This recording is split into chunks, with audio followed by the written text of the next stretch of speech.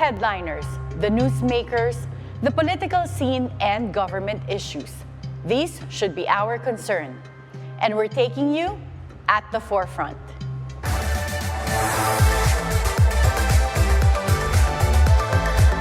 Good morning. I am Attorney Karen Jimeno. Join me at the forefront as we zero in and discuss the details of some of the most pressing national issues that our country faces. The foreign remittances of OFWs over the years have kept the Philippine economy above waters, especially during difficult times. Now that it's budget season, the Overseas Workers Welfare Administration and the Department of Migrant Workers are up to defend their budgets for next year. Will OFWs gain more support from the government the way they deserve? We have with us this morning at the forefront OWWA Administrator Chief Arnell Ignacio. Welcome to the forefront. Thank you. Good morning, Attorney. Good morning, my friend. Yes, good morning, Chief Arnell. So you have right now your budget season coming up. What can you expect from the budget season? Are you going to ask for additional funds, or is there sufficient funds for the OWWA? First, let me say we're very thankful and appreciative of the support of Congress and the Senate, and they have been very, very understanding and focusing on real issues about OWWA. So when it comes to our budget, on our budget, we have enough. We can always flex our financial capabilities to address crisis. Like for example, itong what's happening in Lebanon. Readily, we'll be able to respond correctly and sufficiently for what will be needed. Did you see any improvements in terms of taking care of the welfare of OFWs ever since the Department of Migrant Workers was set up? We have a very good relationship with the DMW because the new secretary, congratulations by the way to our new secretary, Hans Kakdak, kasi Secretary Hans used to be the administrator of OWWA and I used to be the deputy administrator. So the relationship just continued on and even grew stronger. So very complementary. We have very complementary relationship. So that made it very, very easy for us to communicate. What flagship programs do you currently have in terms of when we go to the budget season? These are the things that will require allocation.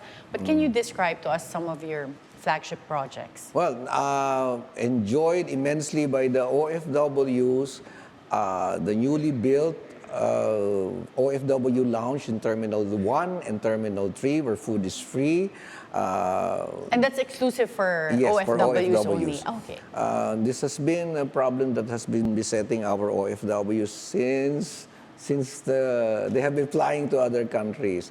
We have to understand, the airport, if you have delayed flights, you have really nowhere to go, you know where to sit. And of course, you have to buy food. Food here is free. Wi-Fi is free. And the appreciation of OFWs have immensely motivated us to even work harder. We also built the Seafarers Hub along Mabini, corner UN Avenue. Most of these seafarers, you see them along TM Calao.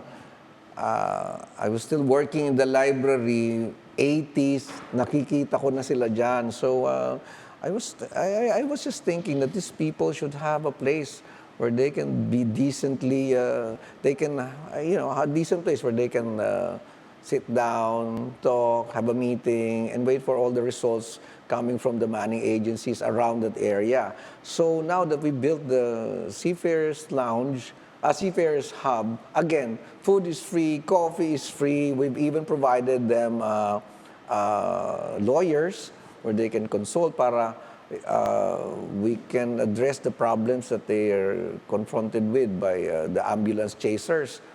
It's a huge problem. So this is a very good step to address that. So the Seafarers Hub is more like a waiting area, but Yes, also a tambayan area for them. Oo. Kasi they're all staying along TM Calao.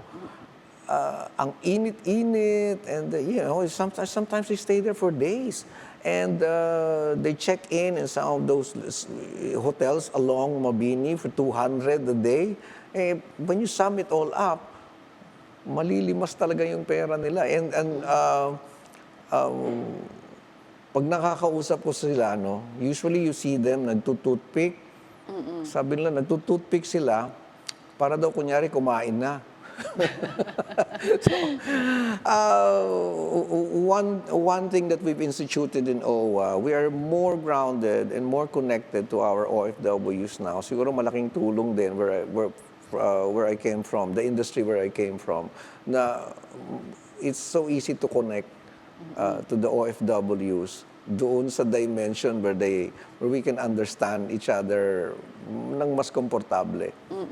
And Chief Arnell, one of the issues that OFWs face is that they're away from their families for a long time. So I think there are issues of, one, for the children, Yes. not being guided by the parents, they're not able to finish school, or mental health is also Yeah. a problem. So paano pong ina-address So, ng meron OWWA? we have 2 programs for that. First, the President, inutusan kami. You taking care of OFWs, OWWA, DMW also have to address the problems besetting the family. So, meron kami ngayon ng OFWs Children's Circle.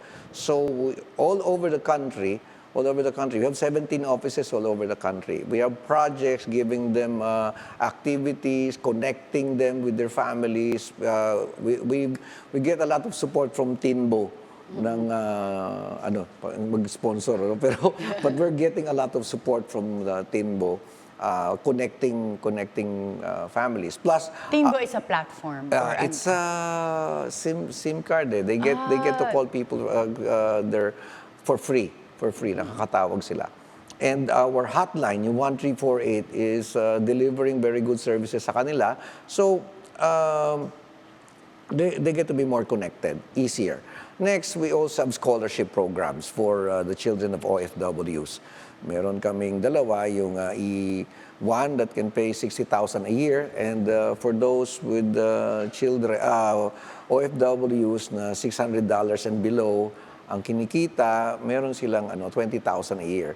And malaking tulong sa mga OFWs. What about savings? Is there any program that helps OFWs save their money or manage it properly? Kasi yung iba, matagal magtatrabaho, biglang nawawalda. So, totoo yan. Kasi especially our OFWs in the Middle East, ang shopping kasi very tempting eh. Ang mura, and then madali rin umutang. So, how they manage their finances medyo is a big challenge. So, we're very, very glad that we have forged many strong partnerships with the private sector, teaching them na magbangko kayo, malaking bagay ang nagbabangko.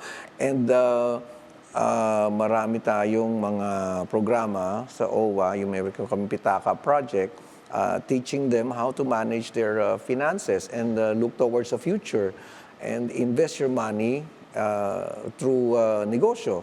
And maraming ang OWWA ng mga livelihood projects, like we have Balik Pinas, Balik Hanap Buhay, we have Tulong Puso. We not only provide you with funds, but we also provide you with trainings. And every day, that's what we think of on how to even further improve this. Maganda kasing example yung how I was when I was still singing in Japan. Sabi ko, ako talaga, kuripot talaga ako, attorney. So, fiercely, I was so focused on earning. So, all the shoppings, Sarado yung isip ko dyan. So, malaking bagay, malaking bagay. What about the retirement fund? Is there a retirement fund devoted to OFWs? Yeah, most of the time they think that OWWA will take care of the retirement. Oh, maybe this is a good time to clarify. Yeah. Okay, each time I'm being asked about this, lalo na mga OFW, sabi ko naman, you're just giving OWWA $25 every 2 years. Paano naman mananagot ang OWWA para sa pension? But pension, we have a very good relationship with the SSS, so one of our board of trustees, President Makasait, ang ganda-ganda ng kanyang mga programa sa SSS. So, ano yan maganda kasi nagkakatrabaho kami na napakahusay with the other government agencies. And with our Balik Saya project, we bring entertainment all over the world. Sinasama namin sila para nakakapagpaliwanag sila meron silang tsansa. They have a platform where they can explain the programs benefiting our OFWs. So, yan naman. Mas dapat doon tayo pumunta sa SSS when it comes to pension. But if you're an OFW, you have to voluntarily remit or contribute because wala sa kanilang nagwi-withhold. Not like in the Philippines, so it's the responsibility of the employer to withhold and then put it towards SSS. But pagka OFW, you have to be conscious and do it yourself. So kailangan talaga, we have to provide them with all the information that they can easily understand and appreciate na how to handle yung perang kinikita mo. Kasi nga, mas malaki yung kita So, madali ka ma-off track when you feel that we can afford everything. So a very effective way of addressing it, we just have to maintain constant communication with them. Pagka nawala ka na kasi, that's the time na doon din they go off track when it comes to managing their finances. And one of the dangers before always of working abroad would be illegal recruitment. How does the OWWA assist OFWs those who want to be OFWs? Although this is more of the DMW's territory, again, information is critical. And information that should be delivered consistently every day. Yung bang nakakasawa ng information. Illegal recruiters work 24 hours a day. Pumapasok yan sa mga kasulok-sulukan ng ating mga probinsya. So, kailangan lang tapatan din ng OWWA yan. So, from our side, we have this parokya ng OWWA program. We go down to the barangays, conduct small marites sessions kasi mas naiintindihan nila pag ganun yung framework na nagkikwentuhan tayo, so they'll understand more how it is to correctly apply as an OFW. Kasi karamihan dyan, itong mga illegal, let me just take this opportunity to warn yun mga nakakausap na mga illegal recruiters. Attorney, minsan yan magbibigay pa sa'yo ng, iPad, mga ganyan. May mga regalo na sila in advance. So, sometimes they give you upfront, 10,000, 20,000. So, huwag kayong oo dyan kasi if you skip... So that's a red flag? Yes, that's a red flag. Trust your government. Meron man proseso that you think, ako ang dami namang hiningi, but that protects you. For example, if the DMW wants your contract verified, huwag kang magagalit. Kasi pinoproteksyonan ka ng DMW at ng OWWA. Kasi most of the time, ako nakakainis naman, ang dami namang ganyan. But yun ay mismong protection mo. When you go to another country at ang hawak mong kontrata, wala namang connection doon, you really get into a lot of trouble. Diba? And when you start to complain, we don't even have any record of whatever transpired between you and your employer. So, yung mga ganitong bagay, ang hinihiling namin, unawain niyo yun, why government is doing that. That we are doing that to give you protection. So, huwag kayong mainis pag ganun, no? Sabihin niyo lang, tell us how to make it easier for you. And then for us Filipinos, it gets confusing. We have OWWA, and then we have the Department of Migrant Workers. What is the And also main the DFA. Yeah, DFA, Oo. and then before, POEA as Oo. well, Philippine Overseas Employment Authority. Yes. So at least with respect to OWWA and Department of Migrant Workers, what is the main distinction? So Okay. that Pinoys know saan ba dapat pupunta? DMW is the mother agency. We're an attached agency sa DMW. Now, ang DMW is the policy maker, they're the regulator ng ating mga recruitment agencies, and we coordinate with them very, very effectively pagdating naman sa aming welfare functions. Although, meron din sila. Pero mainly, like OWWA has the Emergency Repatriation Fund. We're very well funded when it comes to the needs of our kababayan if there's a need to bring them home. So, Congress is very generous in understanding pagdating doon sa amin sa ganyan. OWWA, ang function namin, when you get into trouble ng hindi criminal, no, kami ang papasok because ang dami nga naming offices all over the world. So kami kagad yun. But when you say trouble, like medical puwera emergency, criminal, yes. So what examples do you have?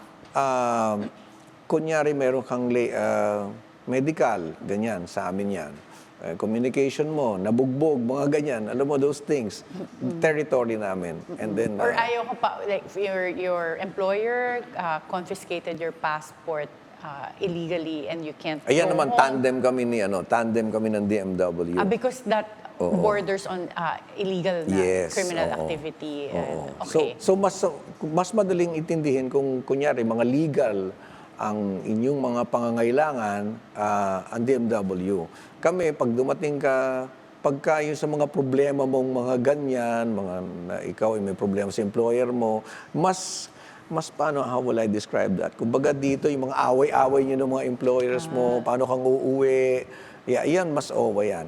So when you remains, yan, kami yan. Remains, Yes. if there's someone that passed away. And then, pag let's say, hindi binibigay yung sweldo that was promised to you, OWWA or DMW? Yan, in tandem kami with the MWO doon sa ibang bansa. Pero most of the time, yung groundwork kasi OWWA eh. Kami yung pumupunta, kunyari, if there's a need for the presence of government representatives, doon mismo sa lugar kung nasan ka, kami yan, pupuntahan namin yan.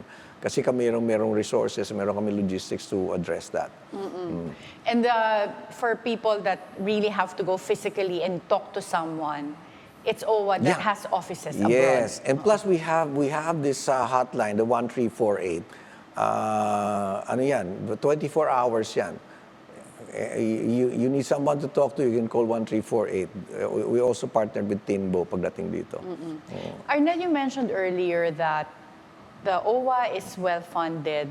What are the sources of revenue of we have two OWWA? sources of our funds. First, meron din kami from the government sa GAA, General Appropriations Act. And also from the OWWA fund. OFWs contribute $25 every 2 years. So, But that's small. I mean, considering, right? Like all the Thank you for services mentioning provided by OWWA. Ilang taon na yan na $25 eh. Madalas ito, tinatanong ako, bakit parang ang higpit-higpit ko daw pagdating sa pagre-release ng OWWA fund? Precisely because it's a trust fund and contribution yan ng OFWs. Ano to? Kung anong ilapis sa akin, pamigay ko ng pamigay yung pera. I mean, you trusted me to take care of the money. So, tatlo lang ang pinagkakagastusan yan eh. Programs and services of OWWA, welfare needs, and membership promotions. So doon lang naka-confine kung paano mong gagastos yan. So scholarships, repatriation, and pagpapromote namin na you should be members of OWWA. Kasi kung hindi ka member, you cannot enjoy the full menu of the benefits. So napakahalaga for pagpalagay natin na wag naman sana namatay. You're not an active member. You get 20,000 for burial assistance. Pero if you're a member, you get 120. Aksidente, you get 220. But how do you become a member? Wala lang. It's very easy. Bayad ka lang online or sa OWWA offices, $25. Most of the time, nagkakamali sila eh. Yung contract verification is not with OWWA. no? OEC, yung lagi niyong naririnig na Overseas Employment Certificate, we do not issue that. We have nothing to do with that. Kami, just the OWWA membership. That's it. No? Meron din tayong mga seasonal workers na each time that they are being asked about OEC, that's not the OWWA's territory. And for non-OFWs, tourists, DFA. And we also have nothing to do with passports. Wala ko kaming kinalaman sa passport. But Chief Arnell, even for me, lawyer na ako, but it gets confusing. Yeah. Like, for example, when you were saying, you can go to us for other concerns except those na merong criminal liability or potential legal case. But for OFW, sometimes you just want to go to one person, one agency. So is there an effort to do a one-stop shop or something similar? Kaya naman ay ang DMW, if we go to DMW, one-stop shop na yan eh. So it's work in progress because of course DMW is still relatively a new department. Kaya nga we're really helping each other para mas maging malinaw yung messaging. Pero ano naman, si OWWA naman, if you call us up, we'll just lead you to the proper channel. For example, may namatay, you have to go to DMW for you to get your certificate of acceptance. Kasi kailangan meron muna na mag-signify na kami ang kamag-anak and will be accepting the remains dito. And kami naman mag-facilitate dito pagdating. So, well, that's so government. at least that's a tip. Just go to an OWWA office or call the hotline, and at least, even if it's a concern that relates to another agency, tutulong pa rin ang OWWA to give advice. We'll direct you to the proper agency. Huwag muna kayong magagalit na, huwag muna yung awayin kami kaagad na bakit hindi. Kasi pag hindi amin, we will just direct you to the proper agency na will address your concern. Huwag muna siyang magalit. That's why there's always free coffee in OWWA. Pag pumasok ka ng center, all the offices, by the way, yung migrants brew coffee, kasi nanggaling ito, hindi ba, attorney, tayong mga Filipino, each time you visit a home, lagi kang tatanungin, kumain ka na ba? Gusto mo bang magkape? And sorts of brings you to, bridges the gap kagad. So, medyo nakakalma. It helps a lot. It helps a lot.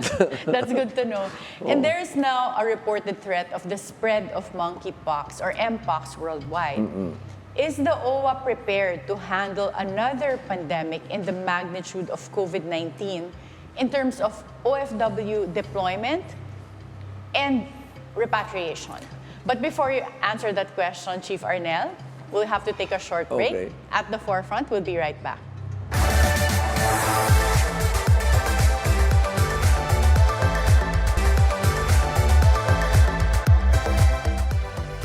Welcome back at the forefront.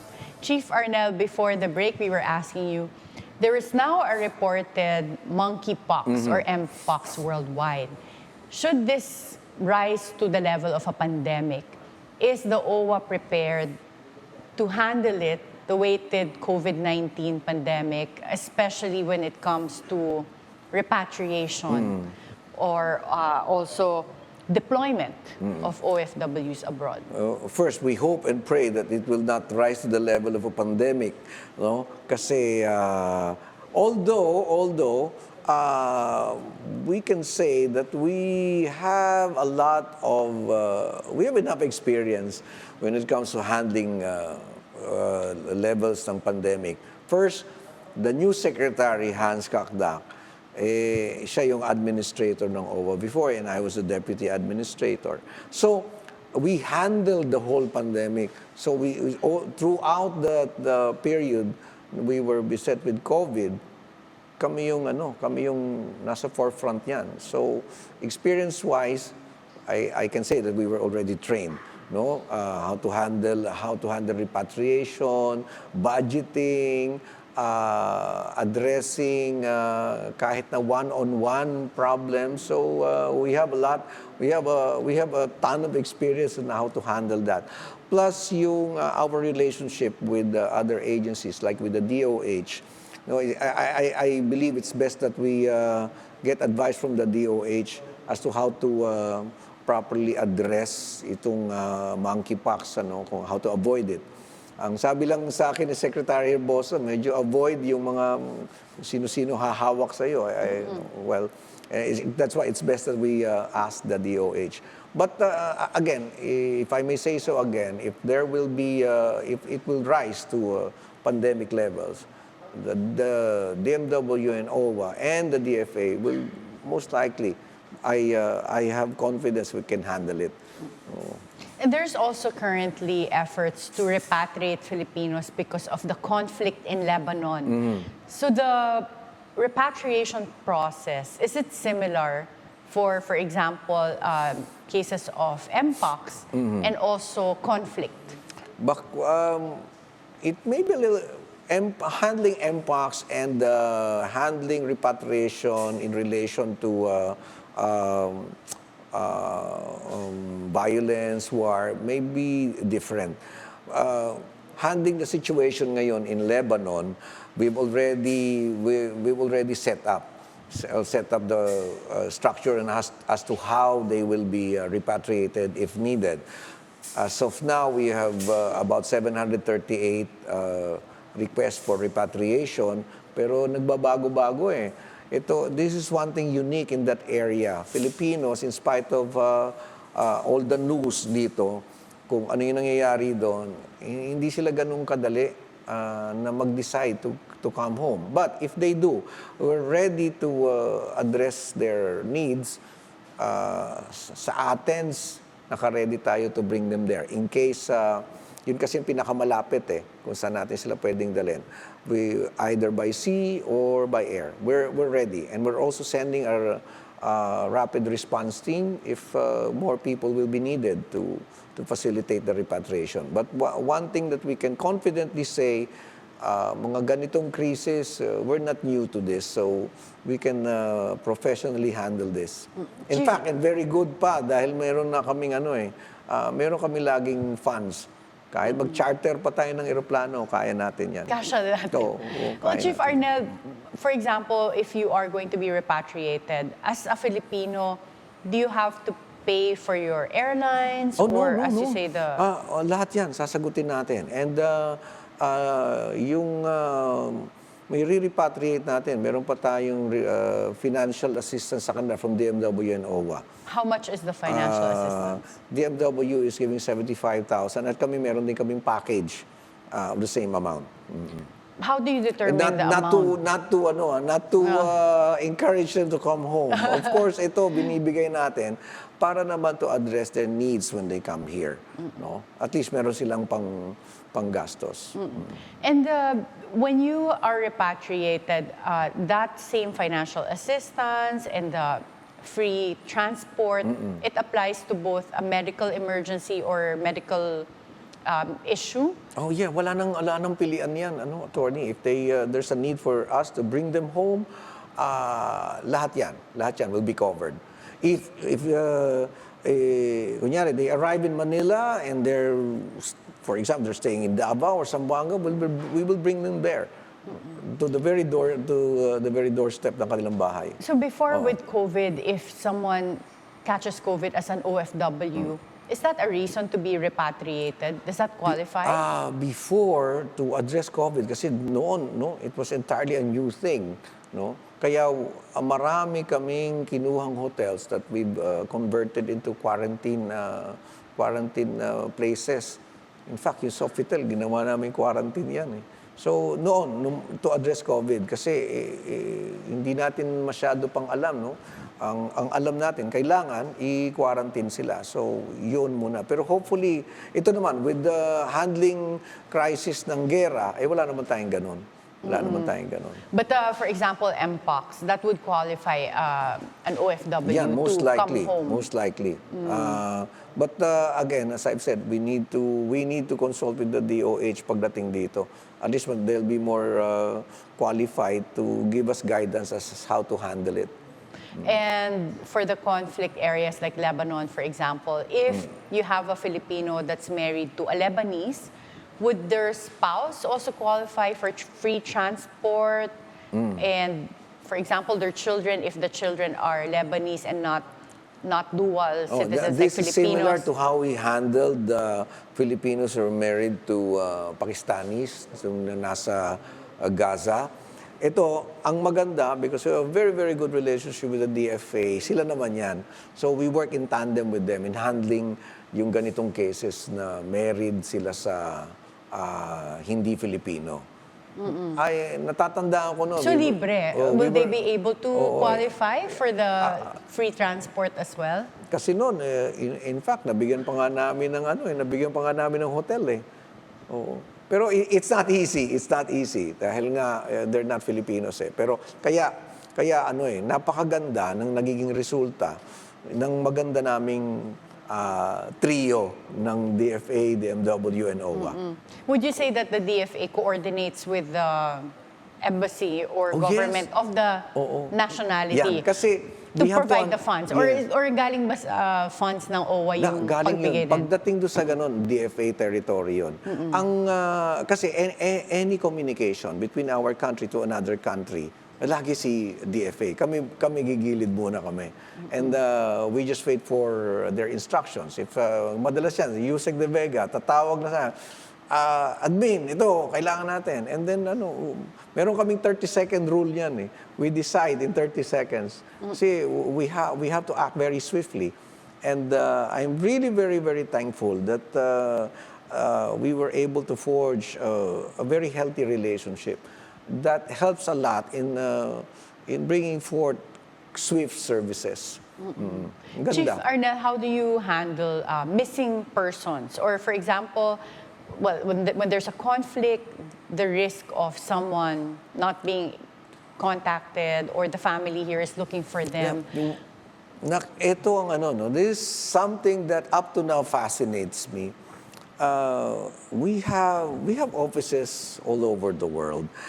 But perhaps it is the Filipino culture ng magaling tayo sa information dissemination, kaya nga tayo may marites.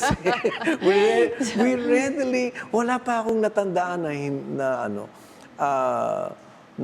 naging very, very just very, very, very few cases na hindi talaga natin makita. Palagay ko yung mga hindi namin makita, yung ayaw na magpakita talaga eh.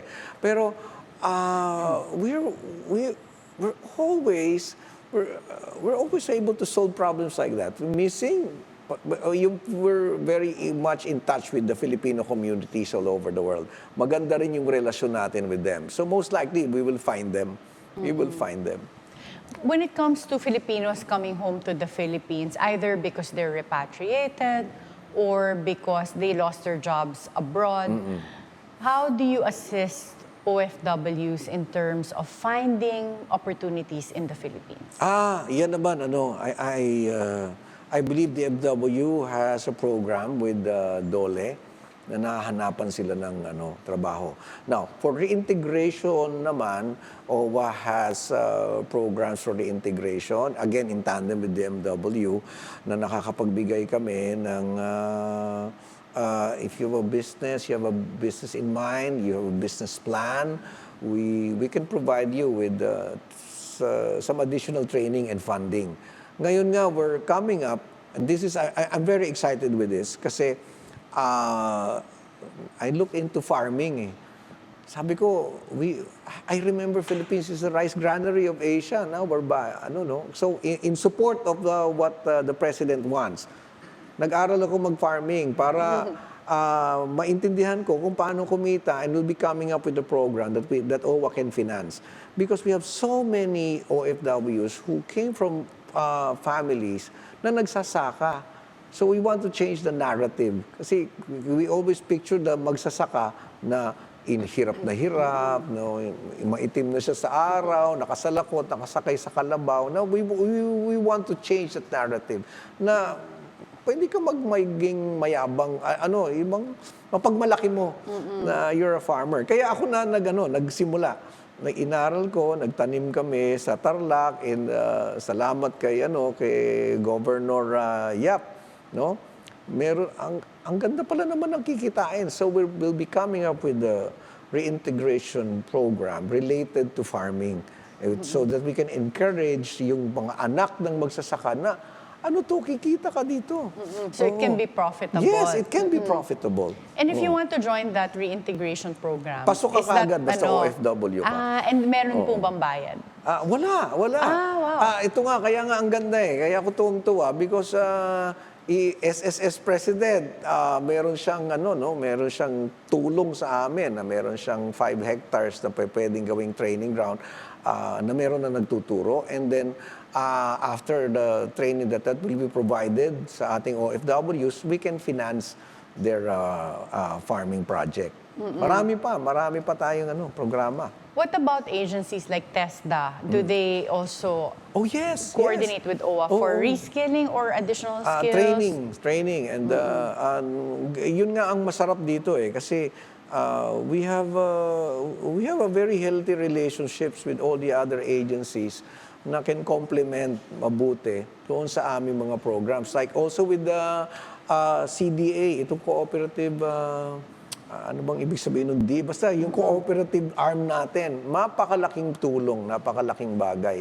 Na, kasi kung minsan, if we just leave them alone sa kanilang negosyo, they go off track eh. But if they be guided by ng cooperative system, mas malaki yung chances ng magkaroon ng success.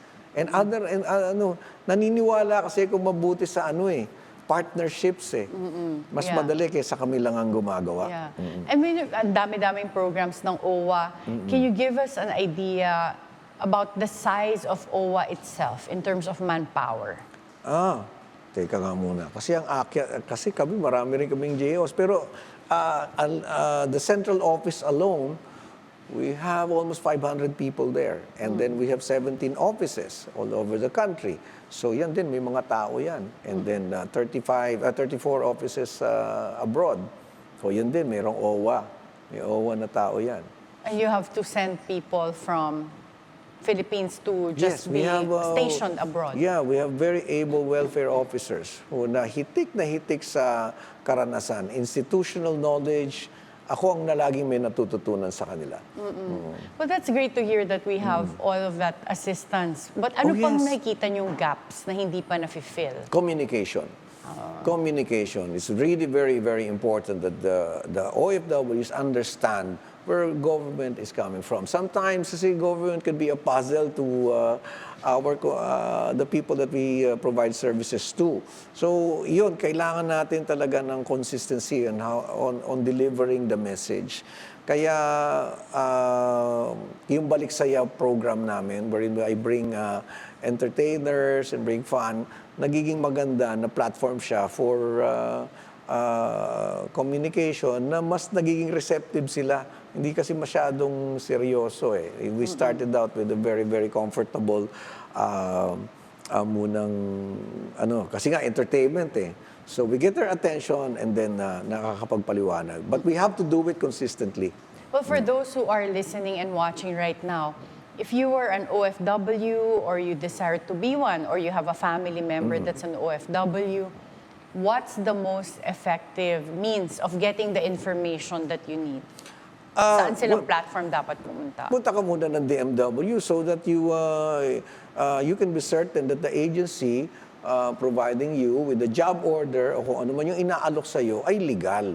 And then if you'll be required to submit requirements, huwag kang magalit kasi.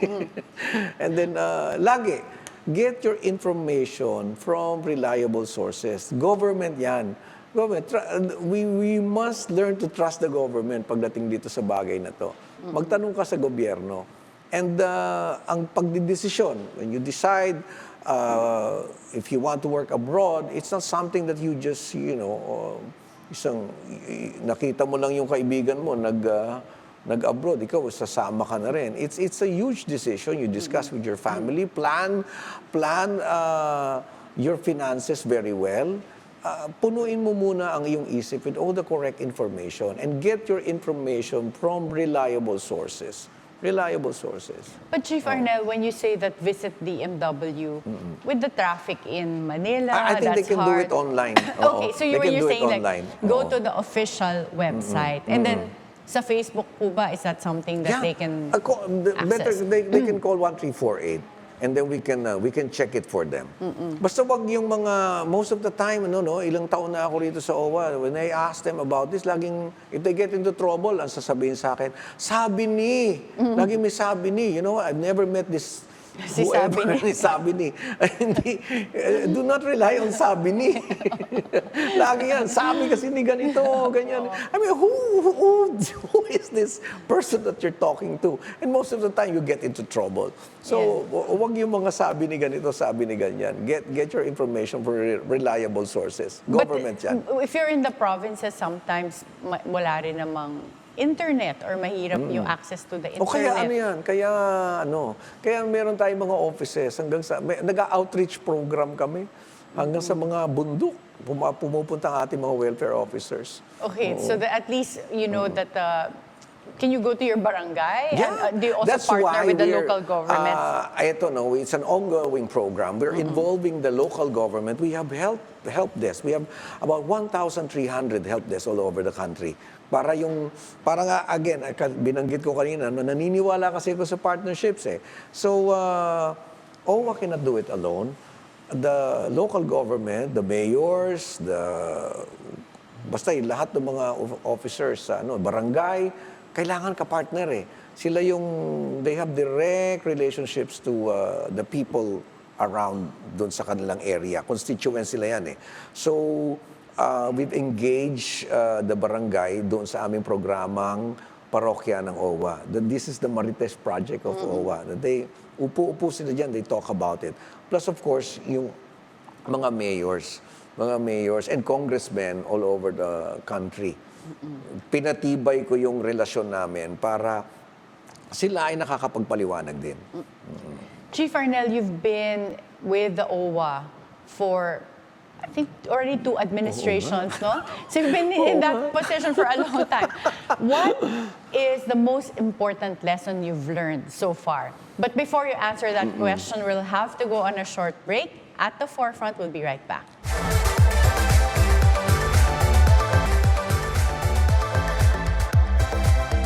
Welcome back at the forefront.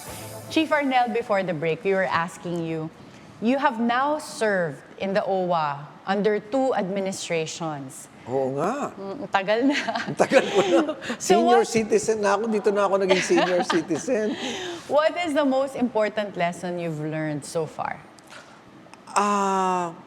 Humility. Humility.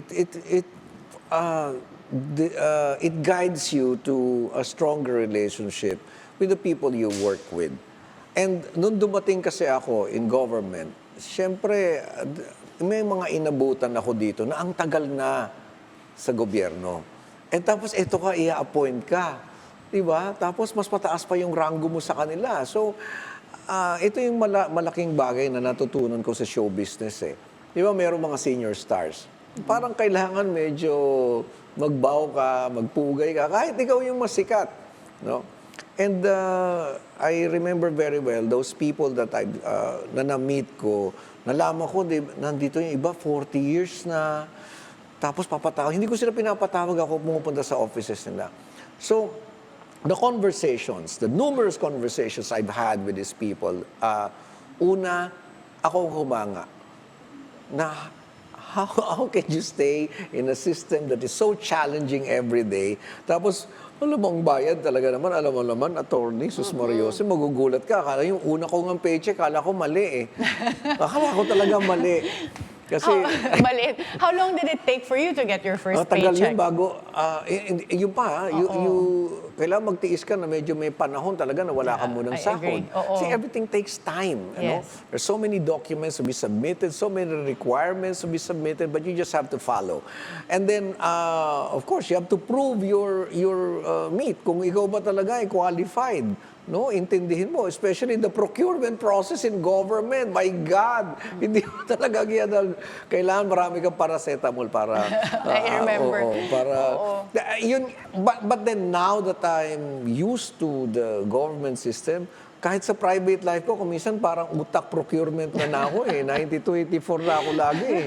Ang tagal siguro nun. Kasi like, I mean, I worked in government before, pati yung procure lang ng kami sira-sira na. Pag may guest ako, sirang-sira na yung chairs namin. Dumidikit na yung kasi fake leather. Dumidikit sa mga barong ng committee ko. Sabi nila, Yusek, palitan na natin yung chairs. But the process takes months. Kaya ngayon, ba't ko binanggit yung humility? Kasi kailangan matuto kang magtanong, respetuhin mo yung sagot nila, at aralin mo. Pag inaral mo, kasi siya rin ang makakapartner mo eh. Kunyari, if you want to buy something, of course, you have to go through your, may back, yung Bids and Awards Committee. They have to, you have to work with them. Kung ikaw ang dating mo, mayabang ka na human nature, paano kanilang tuturuan, paano kanilang susuportahan? Una, kaya ako yun ang natutunan ko eh. Kailangan, una nga yan, mararamdaman mo talaga, siyempre, lalaitin ka, no? Na, ano bang alam niyang, And alam ko na yun. One experience na hindi ko makalimutan, I was treated ng lunch. Niyaya ako ng lunch ng mga lawyers namin. Sabi ko, bakit niyo ako nililibre? Sabi niya, di, wala lang. Deputy pa ako noon. So, we were having lunch. Sabi ko, ano to? Bakit niyo ako nililibre? Sabi na, we want to apologize. Bakit nag-apologize? Kasi daw, nung bago ako dating, sabi lang, ano ba, alam niyong artistang yan? Sabi niya, sabi ko, alam ko namang nilalait niyo ako eh. Kahit naman kayong pumunta sa taping ko, mas matinding panlalait ang gagawin ko sa inyo. So, it ended up with a very, very light exchange. Sabi ko nga kasi, alam ko naman yun. And of course, I'm entering your territory.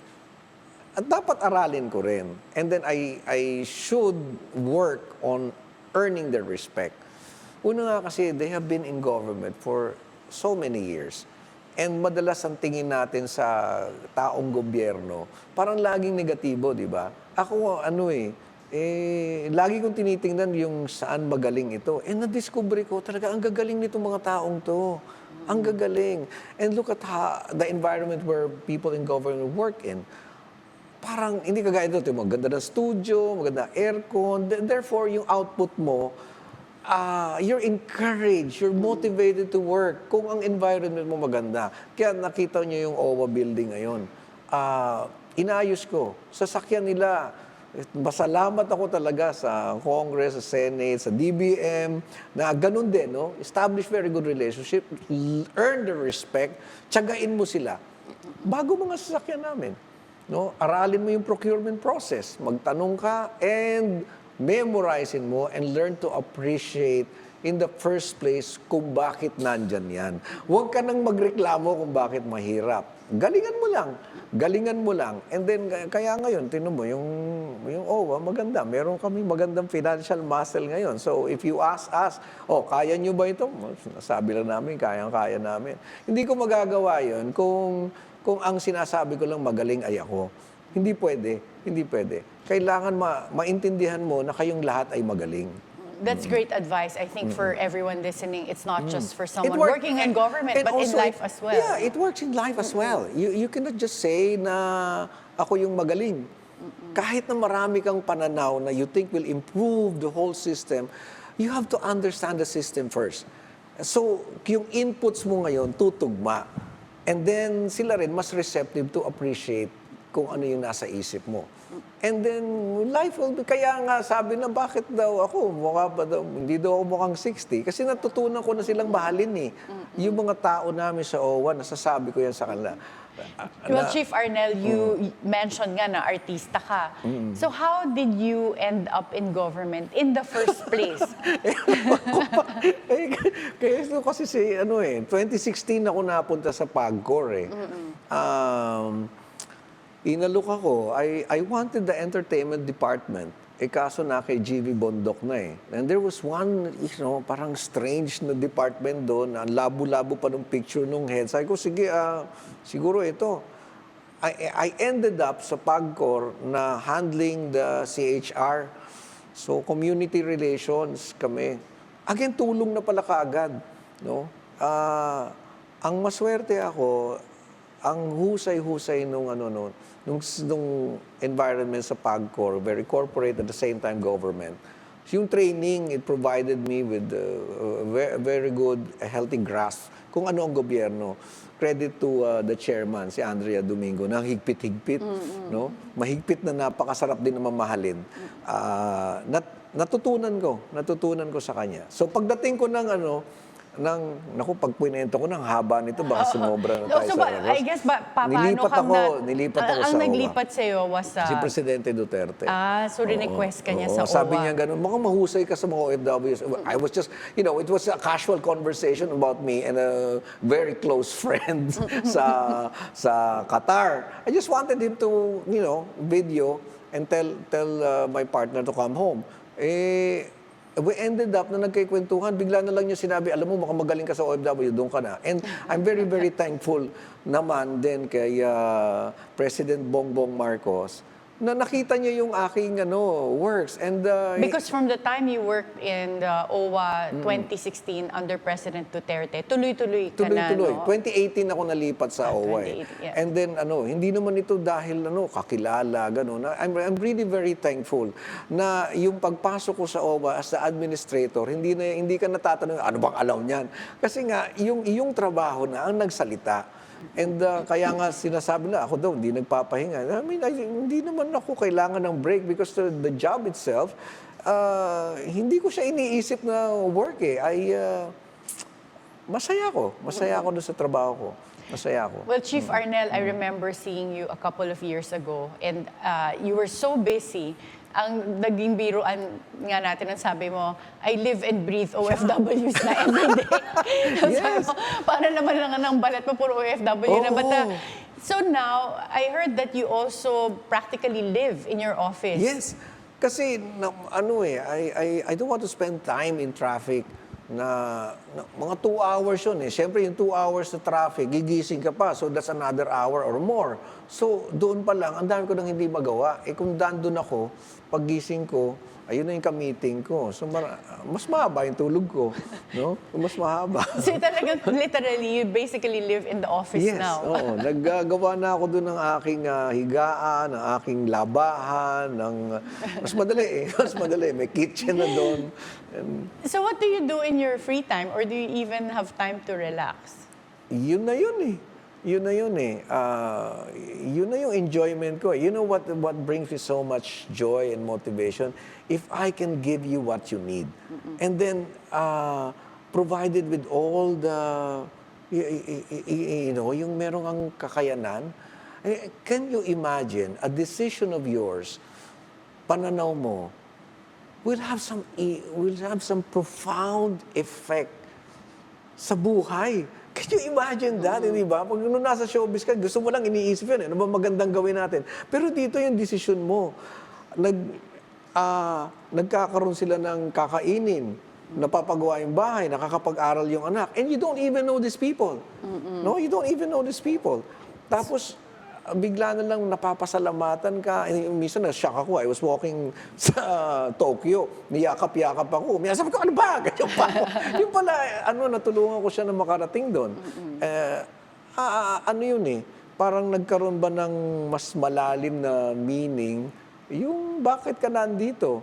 Imagine mo yun, people, faceless people. Yes. And then you have this very, as I've said, profound effect sa buhay nila. So would you consider going back to showbiz or do you see yourself staying in I would love to have programs sa show business. Pero sabi ko nga, inaalok ako eh. Siguro public service. Hindi ko naman pwede nang gawin yung maglulundag-lundag pa ng tapos pag may nakitang gwapo eh. Hindi na bagay. Okay. Baka hindi na ako respetuhin ng Oo. So last question, very briefly, what is your message to OFWs out there or those who want to be OFWs? OFWs muna, fiercely focus on your goal, your plan. Why are you going abroad? Kailangan bawasan mo yung emosyon eh. Bawasan yung emosyon. It will cloud your judgment. Planuhin mo, talk to your family, busisiin mo, ano ba ang aking sasakripisyo rito? At pagka ikaw nahihirapan, government is here, but we cannot eliminate that element ng challenge. Because part of your success lagi meron yan kapartner na sakripisyo. Lahat naman ng bagay sa mundo eh. We're very fortunate that you have a government who's very, very understanding and sympathetic. In fact, we are the gold standard of the world pagdating sa pag-handle ng ating concerns ng ating migrant workers. So, it's a serious thing. You do not just decide to go to another country and work there simply because kaibigan mo, ganon. It is something that you really plan and talk about and focus mabuti doon sa iyong original plan. Oo. Thank you so much, Chief Arnell Ignacio. It's really inspiring to talk to someone as hardworking as you. Thank you so much. Thank you rin. Thank you for this very generous opportunity. At least paliwanag ko yung mga bagay-bagay na we don't usually talk about. Thank you so much. It was Thank a pleasure to have you here. The Overseas Workers Welfare Administration is tasked with ensuring the security and welfare of overseas Filipino workers.